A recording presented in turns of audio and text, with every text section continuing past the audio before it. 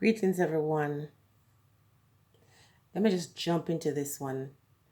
When it comes to my African roots, I'm always searching. When it comes to issues as they relate to Black people, I'm just very interested in that. My antenna goes up. As much as I can learn about myself as an individual and about who I am in terms of my race. And I try to relate to other persons within my community and Africans around the world. I see us as one. Now, even though I love myself and I love my race, that doesn't mean that I'm going to see someone in my race doing something that is bad and just condone it because we say, well, we're the same people. We can admonish each other, we can instruct each other, we can guide each other. That's how it ought to be. But I want to say here that a lot of times I would love to share more, but I don't because I understand that there are people who watch my channel who they're different faith, and I don't want to disrespect them on my platform, and but I won't let them censor me either. Sometimes I just hold back. I wish that I was able to really speak to people one on one, to share some of these things because I think we need to hear it. As a people, we need to hear it. There's a female that I met on social media, and she introduced me to a lot of stuff. A lot of it I didn't really understand, and the truth is I don't know what it is, and maybe that's the way it's supposed to be. But I think that somehow when folks in our community understand African spirituality, I've never really met someone who really tell you the whole truth of what they know. I don't know if when you know the whole truth, you're supposed to keep it to yourself and hope other folks find out for themselves. But I knew that what I knew from her was very superficial. And I think it's best that it remains that way. I think it's best that you go deep inside of you and you spend time meditating and you try to get to know, you know, your spirituality for yourself and not what someone else tells you. But there's a level of fear that you have even when you're open because of the brainwash, the indoctrination over the years. So, for example, this female would tell me about setting up an altar. And I remember setting up an altar and getting very scared and taking it down. Now, I don't regret taking it down because now I say, what was I doing? That person wasn't really explaining in detail what this was about. And so, for me personal, I don't like to engage in things that I don't understand. I'm always seeking to know the truth, and because I think the truth will set you free. Having said that, there's so much more that I experienced that I wish I could share. But on this social media thing, you're not in a special group of people. You're talking to the whole world, and people come, they form their own opinion, they judge you based on what they don't even understand themselves. And so it limits what you can share. But what I can share, as I did recently, showing you that thing that was left on my window ledge, and the constant barrage of weird things that was happening around me.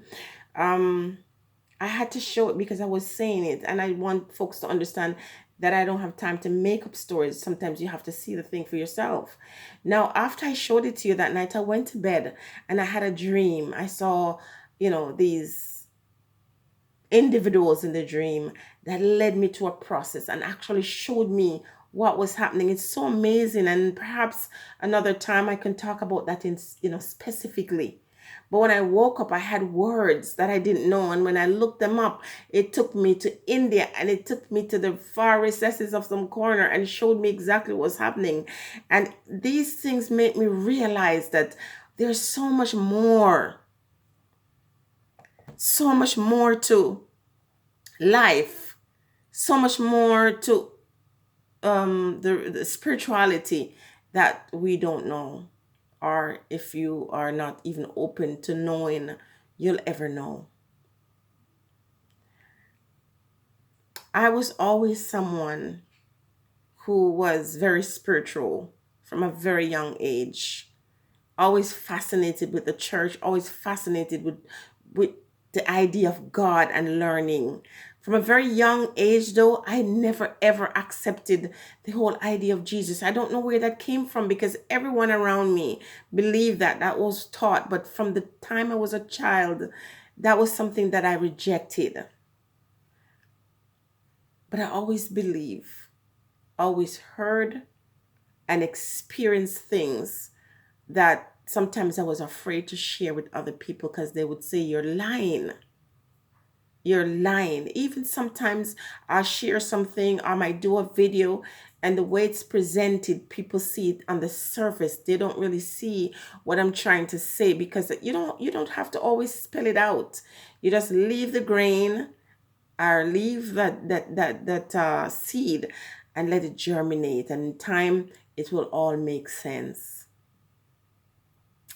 I'm so grateful to announce that this year was just topsy turvy. And there are times when I felt weakened. There are times when I was thinking to myself, when is this going to be over? This is impossible. I want to say to you that I've had the most amazing experience this past few weeks. Some amazing experience. And in the next perhaps 13 days, perhaps I can share some of that detail with you. But I'm going to say to you, for those of you who joined me on that 30-day absenteeism from just talking about this or that time when I had some things that I needed, not want, needed. And so I needed to take time to meditate and to put these things into action, put my intentions out there. And I think when I mention the word intention, people get very upset, but that's not my problem, that's theirs. And I tell you, and I tell my family that I'm going to need like a solid 2 weeks to cry because I've been holding it back. And it's not going to be cry because I'm sad. I'm going to be crying because even I, who have such deep faith, never knew it was possible for such things to happen. But what it has done is concretize my faith and my belief that what I was taught was all lies. It was all wrong. And now that I truly understand how this works, and I know it's difficult to follow me here because I'm not giving details, but I'm understanding how this works. And so if people come at me when I share my truth and they question me because they don't understand me, I cannot be offended. And I can't be upset with them because until you walk that path, until you go down that journey, until you experience and learn the things that I have learned, you will not understand it. And for what you don't understand, you shouldn't be judged. Okay? I will share some of it because I hate when people remain in ignorance. And I hate when people continue to walk down a particular path, seeing no changes, no result, yet do the same thing the same way and expect it to be different. Whatever works for you.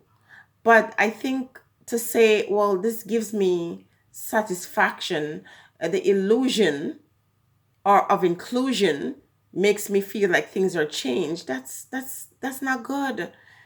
This illusion of inclusion is something that you need to get over as a human being. And I think also too, we shouldn't just think like, in race, because I don't think there was really anything called race. There wasn't anything called race. Individuals put themselves in collective groups and decided this one group is particularly superior and this one group is inferior. And they've lived with that misconception. They were so misguided, and they're misguided because when your heart isn't pure, when your heart is not clean, you allow yourself to be deceived very easily. And so when I really look at some experiences I've had this year and I look at people's behavior, I realize it has nothing to do with race. It has a lot to do with upbringing. Where we're socialized. It has a lot to do with people's personal, greed or malice that they carry or allow themselves to carry. These are common traits that we can find in every so-called race in every people. However, when you've had a history, and when individuals are socialized a particular way over a particular time, there's a tendency to behave, to think, and to sort of bring that prejudice out at all times. So they're good and bad people in every race. Okay? They're horrible people in my so called race, and they're good people in some other race that people refer to as devils. So I can't focus on the racial thing, because if I focus on the racial thing and say this race of people is going to do this and that, or this race of people have done this or that, you lose sight of the fact that we're humans. We're all humans and we're frail. So while one group might have had a history of doing a particular thing and is very capable of doing that because it's already passed down in genetics from one generation to the next, in genetic thought process, and I'll explain that another time. I can't focus my energy and looking at it to say, this is a black thing, this is a blue thing, this is a gray thing, because there's so many shades in between and there's so many other things we don't understand. And when we focus on the physical, we focus on the human being, we don't look at the spirit, and the spirit is always at work, working. And so you who sees the bad and experience the bad, you yourself has the ability to produce more of that. Whatever you desire in life, if there comes a point of resistance that you feel threatened that you might not be able to experience this thing, it's not up to anybody else, it's up to you to change that. So here I'm saying there's nothing at all in the universe that you cannot have. Anything that you desire, anything you want, you can have it, but you are the one who's going to create it. You're the one who's going to move towards it. You demand it. You create it. You walk towards it. So, in terms of people doing evil to you, like the whole thing about people obeying you, yeah, people can do bad things to you, but their intention doesn't cancel yours. So while you might not be able to control what they do, you can control what happens in your life. And so my intention was to walk in peace and love and harmony. And when others come towards me with evil or the opposite of those things, I must overcome it, because I say peace and love and harmony. Love for myself, peace within, and that willingness to live at peace with other men.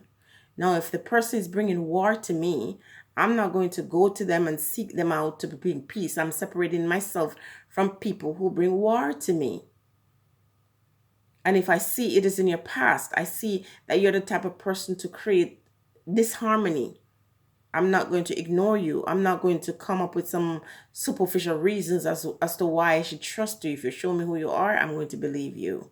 I'm not going to draw this out too much. I'm just, saying blessings to everybody and telling you that I'm so excited to share some of these things with you in due season, in due time.